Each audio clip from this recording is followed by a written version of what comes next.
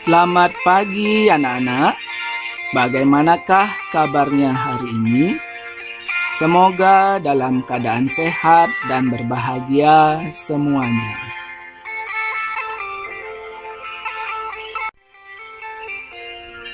Untuk mengawali pertemuan kita hari ini, izinkan Pak Guru mengaturkan panganjali umat Hindu. Om Swastiastu.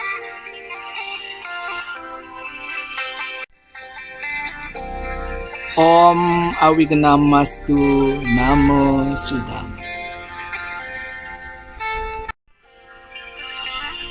Hari ini masih bersama Pak Guru pada mata pelajaran Pendidikan Agama Hindu dan Budi Pekerti.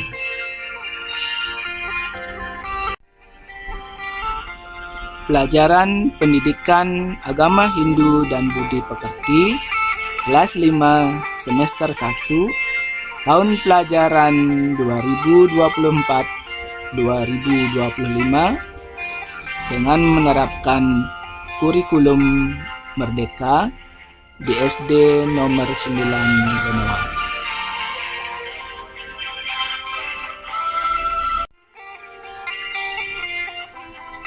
Anak-anak, perlu Pak Guru sampaikan tentang arti dari salam panganjali Om Swastiastu.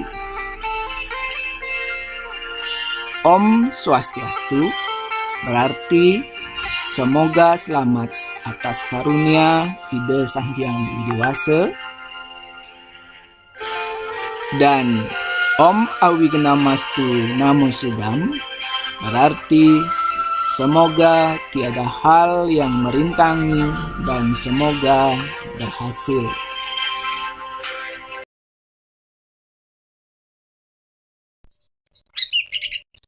Pada pertemuan sebelumnya, anak-anak sudah mempelajari tentang konsep ketuhanan dalam bentuk unsur Panca Mahabhuta sebagai pembentuk alam semesta beserta dengan isinya.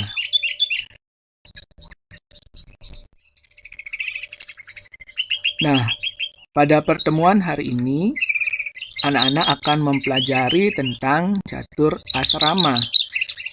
Dengan mempelajari materi ini, anak-anak diharapkan dapat mencapai tujuan pembelajaran, memahami, menerapkan, dan menunjukkan contoh-contoh ajaran catur asrama sebagai bentuk ajaran etika Hindu dengan isu yang teraktual untuk lebih memahami moralitas dalam bingkai sosial dan kenegaraan.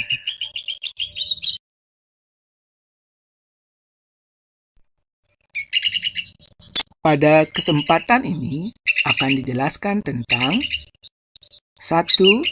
Pengertian catur asrama, 2. Bagian-bagian catur asrama beserta penjelasannya, 3.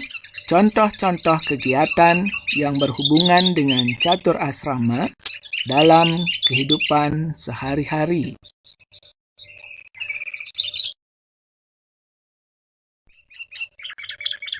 Satu, pengertian catur asrama. Kata catur asrama berasal dari bahasa Sanskerta, yaitu catur dan asrama. Kata catur berarti 4, dan kata asrama berarti pertapaan. Kata asrama sering juga dikaitkan dengan tahapan atau jenjang kehidupan. Tahapan kehidupan itu berdasarkan atas tatanan rohani, waktu, umur, dan sifat perilaku manusia. Jadi, catur asrama berarti 4 tahapan hidup manusia dalam ajaran agama Hindu.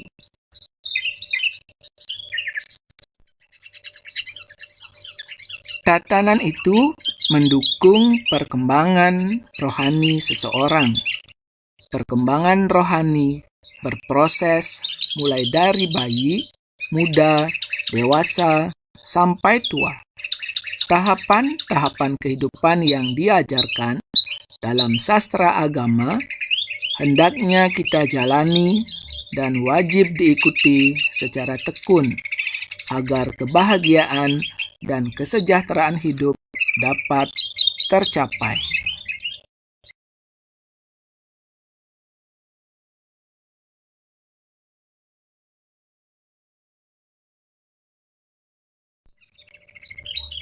Dua, bagian-bagian catur asrama beserta penjelasannya.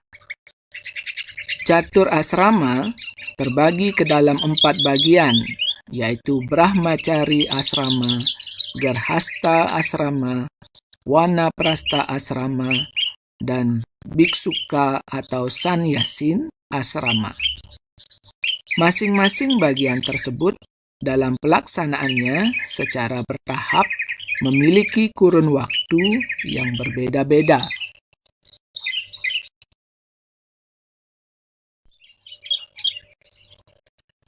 Adapun penjelasannya yaitu sebagai berikut. 1. Brahmacari asrama. Brahmacari berasal dari bahasa Sanskerta, yaitu dari kata Brahma dan Carya. Kata Brahma berarti ilmu pengetahuan atau pengetahuan suci. Kata Carya artinya tingkah laku atau perbuatan dalam mencari atau mengejar ilmu pengetahuan. Jadi, Brahmacari berarti tahapan hidup bagi orang yang sedang menuntut ilmu pengetahuan.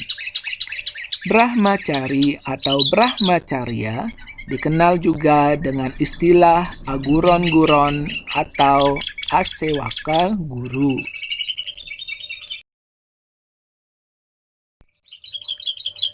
Brahmacari merupakan tahapan kehidupan dalam catur asrama yang mengedepankan pembentukan pribadi peserta didik yang cakap, kreatif, cerdas, inovatif, dan berkarakter. Dalam Kekawin Niti Sastra Sargah 5 disebutkan Taki Takining Sewaka Guna Widya, yang artinya bahwa seseorang yang sedang menuntut ilmu atau belajar wajib mengejar pengetahuan dan kebajikan sebagai pondasi atau dasar untuk menempuh tahapan kehidupan berikutnya. 2. Grehasta asrama. Kata Grehasta berasal dari kata Gerhe, yang artinya rumah atau rumah tangga. Sedangkan kata sta artinya mendirikan atau tinggal. Jadi Gerhasta artinya mendirikan rumah atau tinggal di rumah. Gerhasta adalah tahapan kehidupan membina rumah tangga setelah melalui prosesi upacara perkawinan. Upacara perkawinan bersifat sakral, dilangsungkan sesuai dengan undang-undang perkawinan yang berlaku.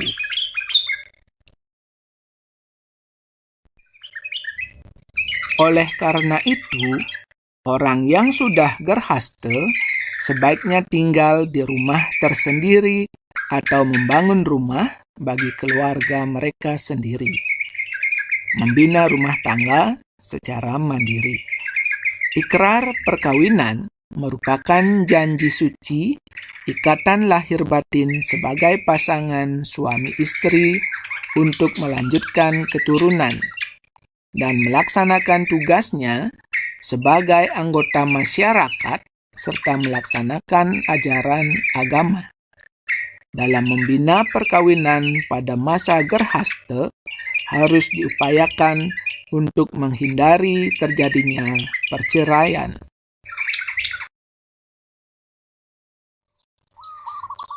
Tiga, Wanaprastha asrama. Kata Wanaprastha berasal dari kata wana dan prastha. Kata wana berarti pohon, kayu, hutan, atau semak-semak belukar. Dan kata prastha berarti berdoa atau berjalan terdepan dengan cara yang baik.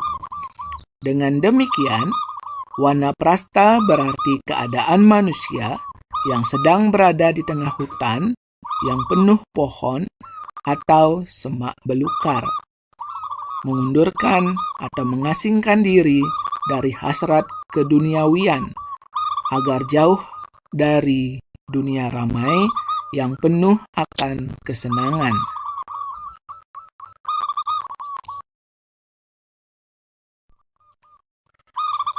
Maksud lebih luasnya adalah kegiatan pelepasan diri dari ikatan duniawi yang penuh suka dan duka. Seseorang yang menjalankan tahapan wanaprastha harus mampu menguasai dirinya dari unsur yang disebut dengan triguna.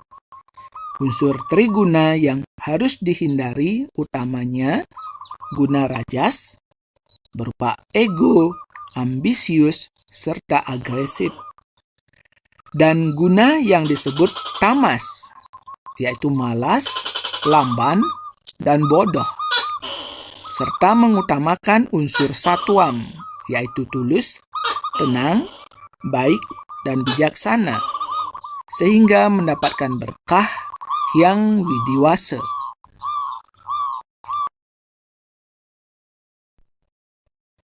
Empat, biksuka atau sannyasin asrama. Kata biksuka berasal dari bahasa Sanskerta biks yang artinya brahmana yang selalu berdoa meminta-minta berkah yang widiwasa. Ia tidak boleh memiliki apapun dalam pengabdiannya di hadapan yang widiwasa, masyarakat, dan seluruh ciptaan yang widiwasa. Biksuka adalah tingkatan hidup terakhir yang dalam hal ini sudah tidak terikat lagi oleh ikatan dunia material.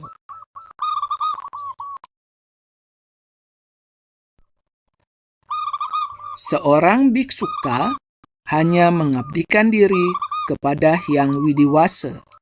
Tiada hari tanpa berdoa, memohon diberikan jalan yang terang menuju moksa, selalu mengingat Hyang Widiwasa dengan pelantunan nama sucinya. Pengabdian melalui penerapan ajaran-ajaran yang bersifat dharma dari kitab suci dan ajaran tingkah laku atau kesusilaan maupun kesucian. Seorang biksuka selalu bertingkah laku baik, bijaksana, dan sifat lainnya yang membuat orang lain di sekitarnya berbahagia dan damai.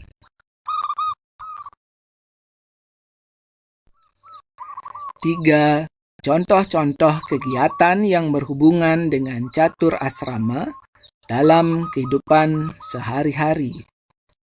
Yang pertama, kegiatan pada masa Brahmacari asrama.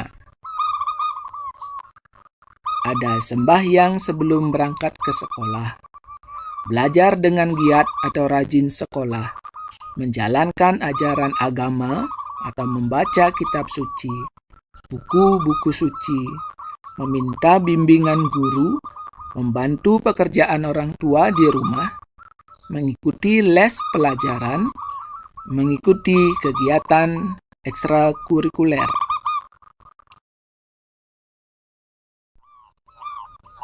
Piket di sekolah, belajar kelompok, mengikuti lomba-lomba atau kejuaraan, disiplin di jalan raya, mengerjakan PR, mengikuti kegiatan olahraga, mengikuti upacara bendera, dan melakukan kunjungan ke museum.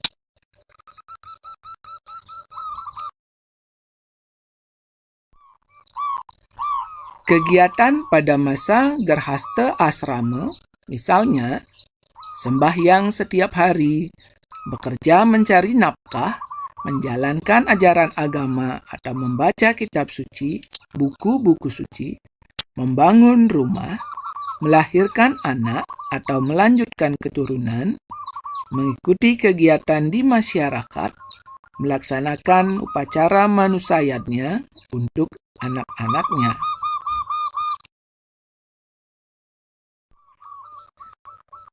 menemani anak-anaknya bermain, memasak, berbelanja ke pasar, menyimpan uang di bank atau menabung, disiplin di jalan raya, membayar hutang, mengikuti kegiatan kerja bakti, mengikuti kegiatan rapat orang tua siswa, maupun mengikuti rapat pekerjaan.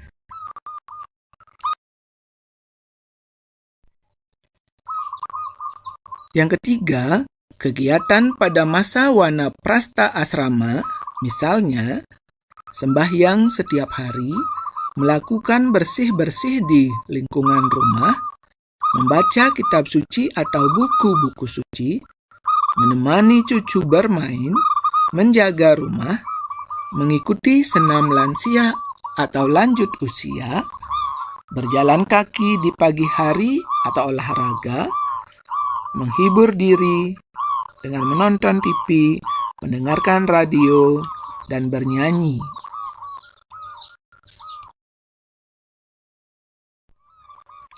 Dan yang keempat, kegiatan yang sama juga terjadi pada kegiatan pada masa biksuka asrama. Misalnya, sembahyang setiap hari, melakukan bersih-bersih di lingkungan rumah, membaca kitab suci atau buku-buku suci, menemani cucu bermain, menjaga rumah, mengikuti senam lansia atau lanjut usia, berjalan kaki di pagi hari atau olahraga, menghibur diri dengan cara menonton TV, mendengarkan radio, maupun bernyanyi. Demikianlah penjelasan dari Pak Guru. Bacalah kembali buku siswa untuk menambah wawasan anak-anak. Jika ada materi yang belum jelas, silahkan ditanyakan. Namun jika sudah jelas dan tidak ada yang ditanyakan lagi, kita akan lanjutkan dengan mengisi LKPD, lembar kerja peserta didik. Adapun petunjuk pengerjaan LKPD, diantaranya isilah identitas anak-anak mulai dari nama, nomor absen, dan kelas pada bagian atas di buku tulis masing-masing. Jawablah pertanyaan di bawah ini dengan jawaban yang tepat, yaitu uraikanlah informasi yang anak-anak dapatkan pada materi pembelajaran tentang catur asrama hari ini. Gunakanlah bahasa kalimat yang mudah dimengerti.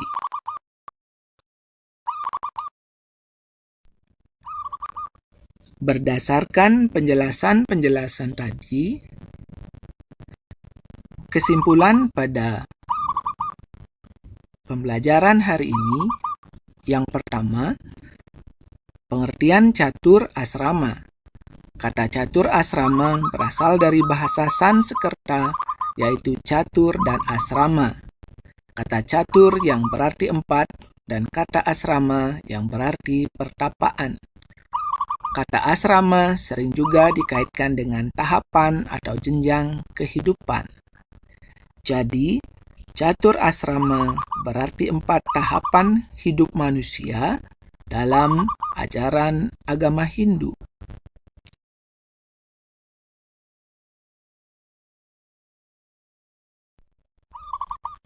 Kedua, bagian-bagian catur asrama beserta penjelasannya. Catur asrama terbagi ke dalam 4 bagian, yaitu Brahmacari asrama, Gerhasta asrama, Wanaprastha asrama, dan Biksuka atau Sannyasin asrama. Yang pertama, Brahmacari asrama. Brahmacari berarti tahapan hidup bagi orang yang sedang menuntut ilmu pengetahuan. 2. Gerhasta asrama. Gerhasta asrama adalah tahapan kehidupan membina rumah tangga setelah melalui prosesi upacara perkawinan. 3. Wanaprastha asrama. Wanaprastha berarti tahapan kehidupan melepaskan diri dari ikatan duniawi yang penuh suka dan duka. 4. Biksuka atau sannyasin asrama. Biksuka adalah tingkatan hidup terakhir yang dalam hal ini sudah tidak terikat lagi oleh ikatan dunia material. Dan kesimpulan yang ketiga, dapat disampaikan bahwa contoh-contoh kegiatan yang berhubungan dengan catur asrama dalam kehidupan sehari-hari diantaranya 1. Kegiatan pada masa Brahmacari asrama. Misalnya sembahyang sebelum berangkat ke sekolah, belajar dengan giat atau rajin sekolah, meminta bimbingan guru, mengikuti les pelajaran, mengikuti kegiatan ekstrakurikuler, piket di sekolah, belajar kelompok, mengikuti lomba-lomba atau kejuaraan, mengerjakan PR, mengikuti upacara bendera, dan lain-lainnya.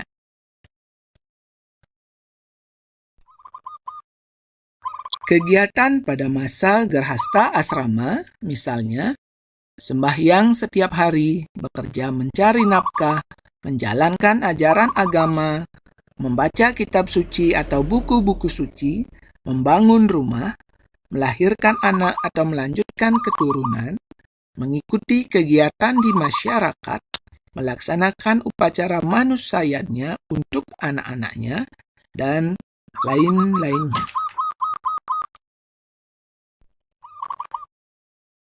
Kegiatan pada masa Wanaprastha asrama, misalnya, sembahyang setiap hari, melakukan bersih-bersih di lingkungan rumah, membaca kitab suci atau buku-buku suci, menemani cucu bermain, menjaga rumah, mengikuti senam lansia atau lanjut usia, berjalan kaki di pagi hari atau olahraga, menghibur diri dengan cara menonton TV, mendengarkan radio, bernyanyi, dan lain-lainnya.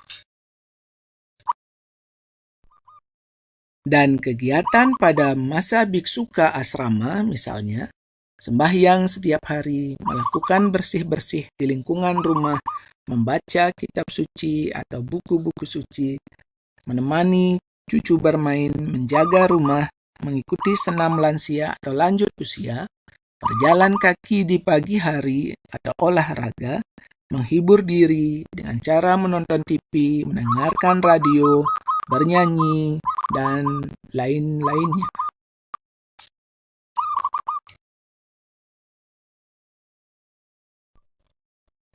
Demikianlah materi pembelajaran tentang catur asrama. Terima kasih anak-anak sudah mengikuti kegiatan pembelajaran hari ini. Semoga anak-anak dapat melaksanakan tugas sebaik-baiknya pada masa Brahmacari sekarang ini. Pada pertemuan berikutnya, kita akan melakukan praktik membuat clipping kehidupan pada setiap tahapan catur asrama. Pak Guru akhiri kegiatan pembelajaran hari ini dengan mengaturkan Parama Santi. Om Santi, Santi, Santi, Om.